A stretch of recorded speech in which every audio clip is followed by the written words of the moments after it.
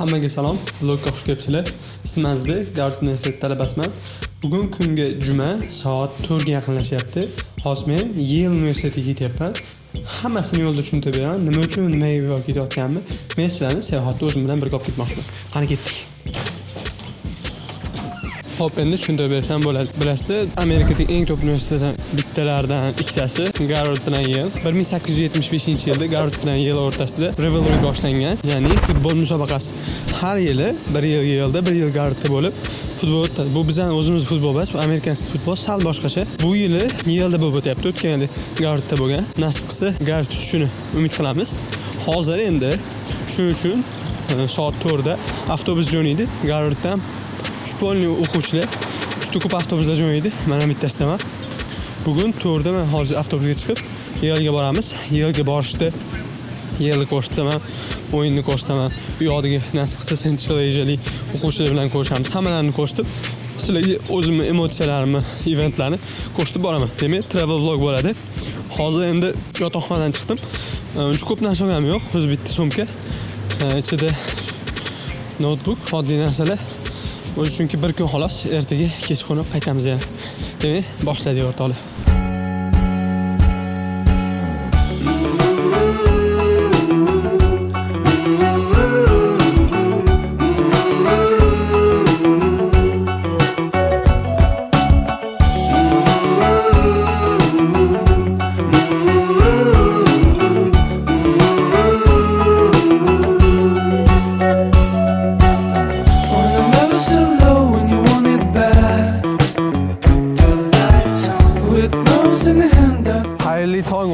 Bizda bugun уже ikkinchi kecha avtobusdan tushgandan keyin juda ko'p narsalar bo'lib ketdi. Videoga olishga ulgurmadim, lekin asosiy kun bugun. Hozir Yale'damiz. Yale'da universitetda yotib qoldik.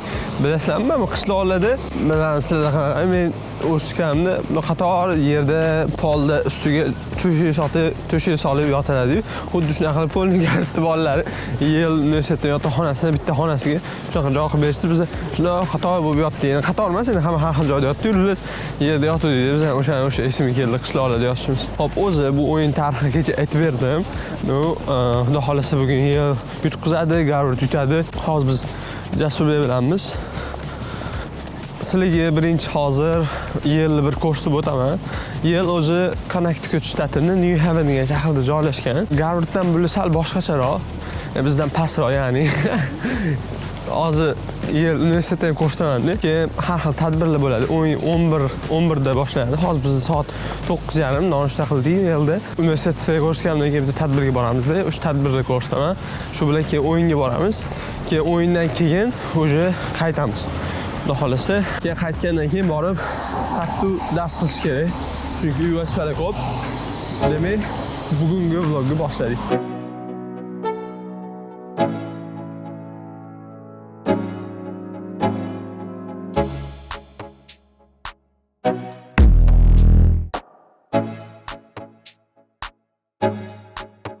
Yomg'ir yog'ishi boshladi. Bitta narsani mayli tan olaman. Yale'da faqat bitta narsasi kerakda yaxshiroq. Arxitektura tartib bilan qurilgan bo'ladi. Bizda menimcha bitta qurib ketishgan uchun hammasi har xil joylashib qolgan. Har xil joylarda bitta tizimli arxitektura yo'qda. Bularda hammasi bir xil qilib, chiroyli qilib qilishgan. Bitta juda nazar qo'yganimiz bor.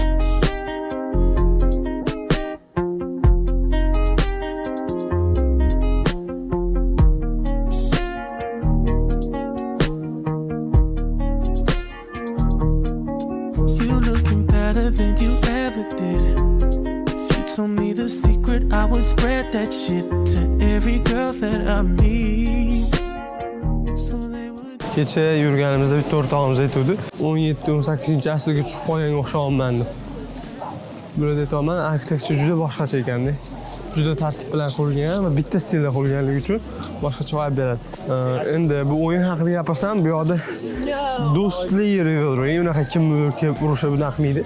Lekin sen yo'lda ko'rsa, Yale yutadi, Garvard yutadi deb ketadi. Yale unaqasida ko'rsa yoki Garvardda hudisda ko'rsa yozuv bilan. Hozir masalan tadbirlar bo'ladi, o'sha Garvarddagilarni emlash tadbirlar bo'ladi. Emlashganda qanaqa biz yutamiz, yutasizlar deganday qilib emlashadi. O'zim men yil 2 hafta oldin ham kelgandim boshqa narsaga. Lekin bunchalik ko'p eksplor qilmagandim. Kelib ketgandik, lekin vahshiy bu yoqda tomon arxitektura odamni qiziqtirib qo'yadi. Hozir ham ko'rsatib qaraylik. Yevropada yurganga o'xshaysiz.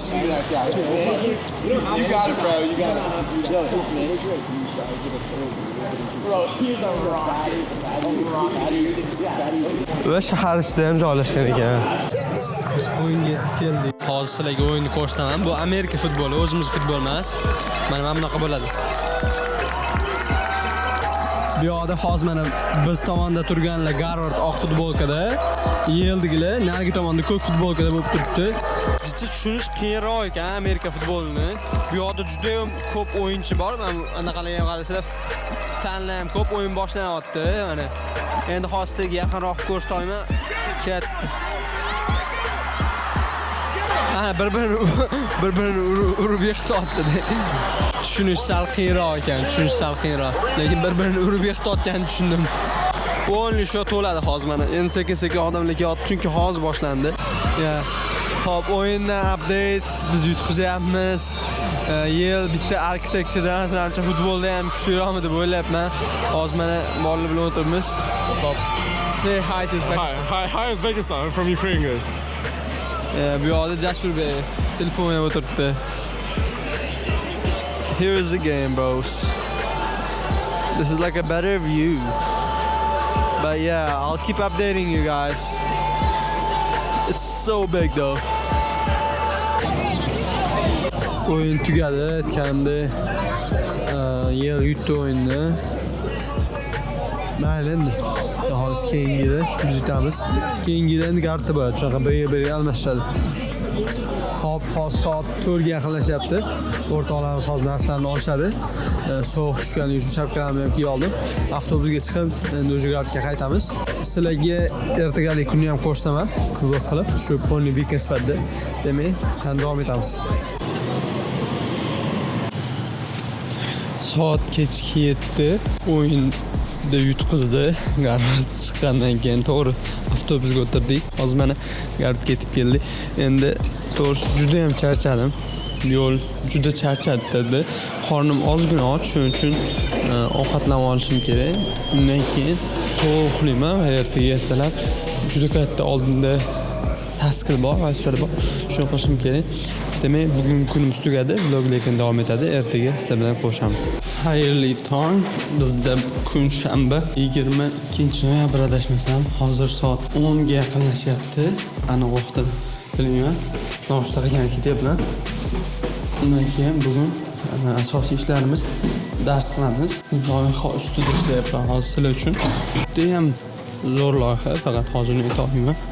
Lekin shu hammalarning o'qishiga foydali bo'ladi. Hozir aytganda noshtaga boraman. Universitet noshtasi уже yopildi. Shuning uchun menga bitta zo'r yoqadigan narsa bor. Amerikaga kelganimdan keyin buni discover qildim. Bagel, kunchononni kichkinasi bo'ladi. Shunga o'xshaydi. Ichiga keyin bizni qaymoq qo'shilib, cream cheese degan narsa bor amerikaliklarning. Shu narsani qo'shib yeysiz. Bitta kofe bilan juda zo'r ketadi. Ertalabda sveji bo'lib, tek yumshoq, kichkina kulcha tandadan chiqqanda qaymoq qo'shib yeysiz, qanaqa bo'lsa shu zavqini beradi. Endi bu yerda qaymoq yo'q, unaqa biz o'zimizning nonlar yo'q. Shu bilan anaqani bosamiz, xumorni bosamiz. Xudo xolasa. Demak, hozir mana yo'lda chiqdim уже. Yetib borganimdan keyin u qanaqa narsalarni ham ko'rsataman. Shu bilan bugungi kunimizni boshlaymiz vlogni. Qani ketdik. Hitting up, Danny.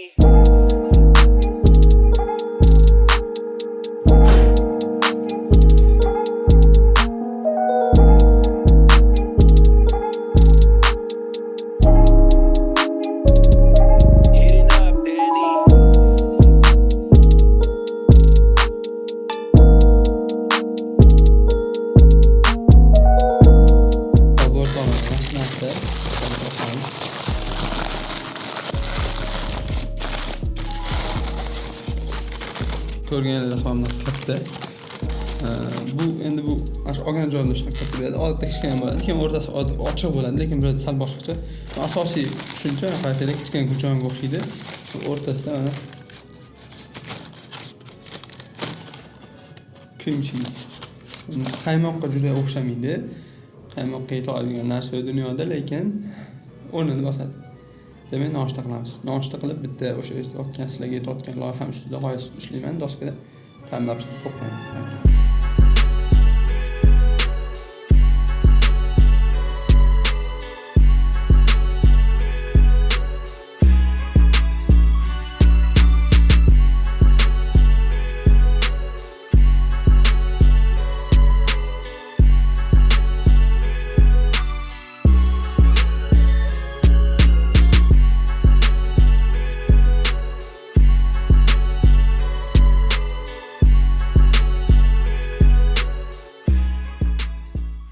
Xayrli kech o'rtoqlar, soat 11 ga yaqinlashib qolyapti. Oxirgi marta video olganimda endi 6 edi, undan keyin video olishni unutdim. Bugun kunni zo'r qilmadim, lekin shu bugun qilgan ishlarim asosan ishlash bo'ldi. O'zi dars qilishim kerak edi plan bo'yicha, lekin hozir to'g'ri video g'oyat ishlayapman. Shu haqida shunchalik excitedman, shunchalik qiziqqanman, shuning uchun darsimni ham qila olmadim. O'shani ustida ishladim. Zo'r narsa o'rtoqlar, sizlar uchun zo'r yangilik bo'ladi, sizlar uchun zo'r foydali narsa bo'ladi. Men bu haqida juda to'g'ri excitedman. Nasib qilsa, yaqinda sizlarga buni e'lon qilamiz. Shuning uchun o'sha vazifamni qilmadim-da, o'sha narsani ustida ishladim. Lekin ertaga o'sha dushanba darslar boshlanadi. Bizda faqat 2 kun dars bo'ladi, keyingi hafta Thanksgiving break bor bularda Amerikada. Shuning uchun 5 kun adashmasam dam berishadi. Bizga juda kutyaman shu dam berishlarni, ancha charchagan, odam o'qishlardan dam olish yaxshi bo'lardi.